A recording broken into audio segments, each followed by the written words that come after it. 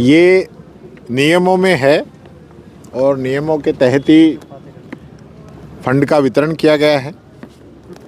और ये कांग्रेस के विधायक ही नहीं है या कांग्रेस के सांसद नहीं है, बीजेपी के सांसद भी जो हैं, बीजेपी के राज्यसभा के सांसद भी हैं, उन लोगों के द्वारा भी दूसरी जगह पैसा दिया जाता है, नियमों में रहता है। इसको बीजेपी बेवजह इशू बना रही है। अगर इनको ऐसा लगता है कि पैसा बाहर नहीं देना चाहिए, सरकार इनकी है, नियमों में संशोधन करा दें कि सारा पैसा आप अपनी लोकसभा में ही खर्चेंगे।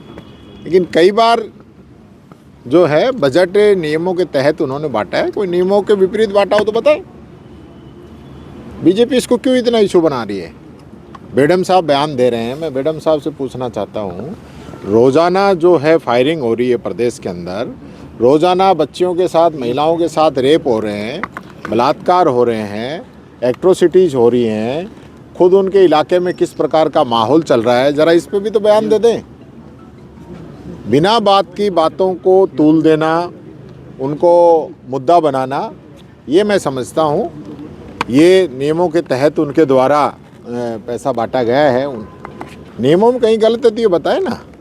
बात ये कही जा रही है कि राजस्थान के लोगों के साथ कुठाराघात हो रहा है। देखिए, राजस्थान से जो बीजेपी के जो राज्यसभा के सांसद हैं वो कहाँ दे रहे हैं पैसा? उनकी लिस्ट निकाल के दूँ मैं कि उन लोगों ने कहाँ बांटा है?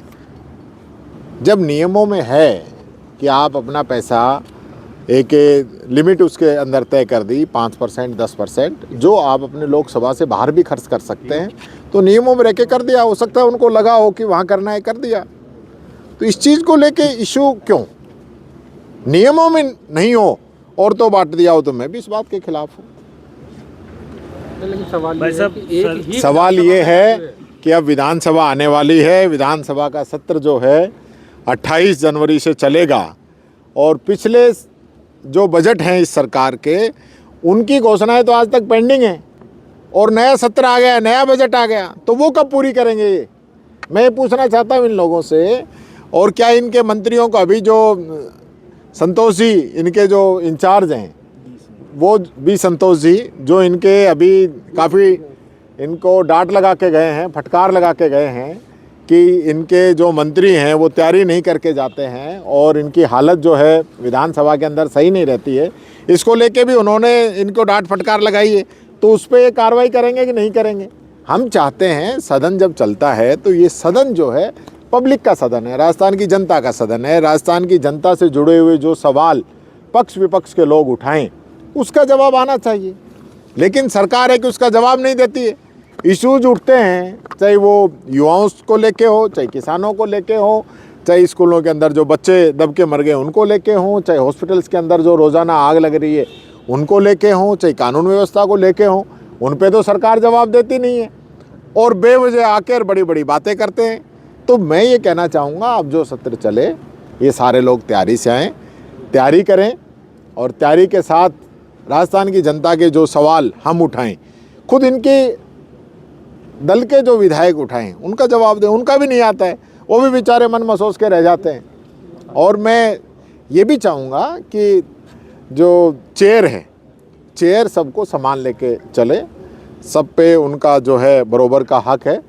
बल्कि हम तो कहते हैं कि भाई हमें उनकी ज़्यादा उनका आशीर्वाद चाहिए कि हम लोगों को ज़्यादा ध्यान दें। विपक्ष का तो सारा तो स्पीकर ही होता है, नहीं हम किससे कहेंगे? तो स्पीकर साहब को जो है हमारा पूरा ध्यान रखना चाहिए। हम लोगों की जो बातें हैं, जो इश्यूज हैं, उनका जो है वो ध्यान रखें और सदन को अच्छे से चलवाने में उनका बहुत बड़ा योगदान है कि सदन अच्छे से चले और महत्वपूर्ण रूप से जो बातें यहाँ पे आएँ उनका जवाब सरकार दे। सर, सर्वदलीय बैठक होने वाली है, क्या कांग्रेस की तरफ से एक एक करके बैठक में शामिल होंगे आप? देखिए, अभी आने दीजिए, फिर बात करेंगे। हमारे जो इश्यूज हैं, अभी हमारा जो कैमरे का जो इश्यूज है, वो जो अभी तक सोल्व नहीं हुआ है, उसका जवाब भी हम चाहेंगे कि उसका क्या जवाब ये देते हैं। और उन सब चीज़ों को लेके वो तो जब विधायक दल की बैठक बुलाएंगे या सर्वदलीय बैठक बुलाएंगे, उस समय हम करेंगे। तो आप योगेश्वर जी ने कहा है कि क्या बात करेंगे दूली साहब के तो प्रदेश अध्यक्ष विधानसभा में नहीं आते, तो क्या मुद्दे उठाएंगे और क्या हमारे से बात पूछेंगे?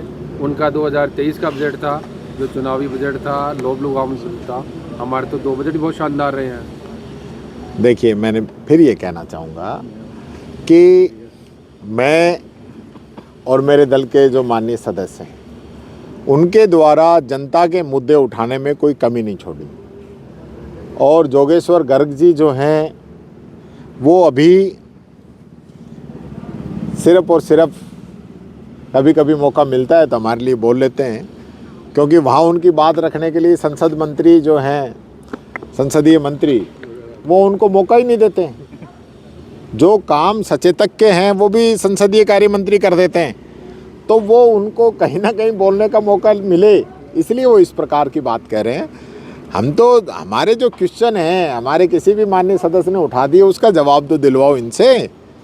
मैं तो मीडिया से भी कहना चाहूँगा, मीडिया का पूरा सपोर्ट हमको चाहिए कि हम जो जनता के इश्यूज उठाएं उसका जवाब मांगे कि विपक्ष ये बात सही कह रहा है, इसका जवाब सरकार की तरफ से आना चाहिए। हम तो जवाब ही तो मांग रहे हैं, हम इनसे कोई खाने को रोटी थोड़ी मांग रहे हैं। जो जनता के जो सवाल हैं उसका जवाब इन लोगों को देना चाहिए। उनका एक सवाल तो लाजमी है कि प्रदेश अध्यक्ष नहीं आ रहे विधानसभा में, उसको लेकर आप बताइए क्यों नहीं आ रहे? देखिए, एक माननीय सदस्य जिसको खुद बीजेपी की सरकार के द्वारा बेस्ट एमएलए का अवार्ड दिया गया हो, उसको ये कहा जाए कि वो एमएलए बनने लायक नहीं है, ये तरीका गलत है। विधानसभा में अब से पहले सैकड़ों बार ऐसे गतिरोध आए हैं, पक्ष और विपक्ष उसको मिल के बैठ के उसको समाप्त करते हैं और उसके बाद वो सारी बातें ख़त्म हो जाती हैं। इसमें भी जब सारी बातें ख़त्म हो गई तो वो बातें आज भी रिकॉर्ड पे आप रख रहे हो, नियम विरुद्ध सदन में चर्चा करा रहे हो। जो सदस्य सदन में मौजूद नहीं है उस पर चर्चा नहीं करा सकते आप, लेकिन आप करा रहे हो।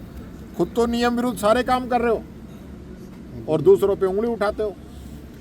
तो हर आदमी का मान है, सम्मान है, उस पर जिस प्रकार से ठेस लगाने का काम किया गया, जो बातें हुई पहले उन सब पे जब बात हो गई, खुद जब मैंने आके उनके लिए सॉरी फील कर दिया, तो उसके बाद क्या बच जाता है? तो वो सारी चीज़ें हट जानी चाहिए थी, लेकिन उन चीज़ों को नहीं हटाया गया। इसको लेके उनके मन में था, लेकिन अब वो ये जब सदन शुरू होगा तो आएंगे।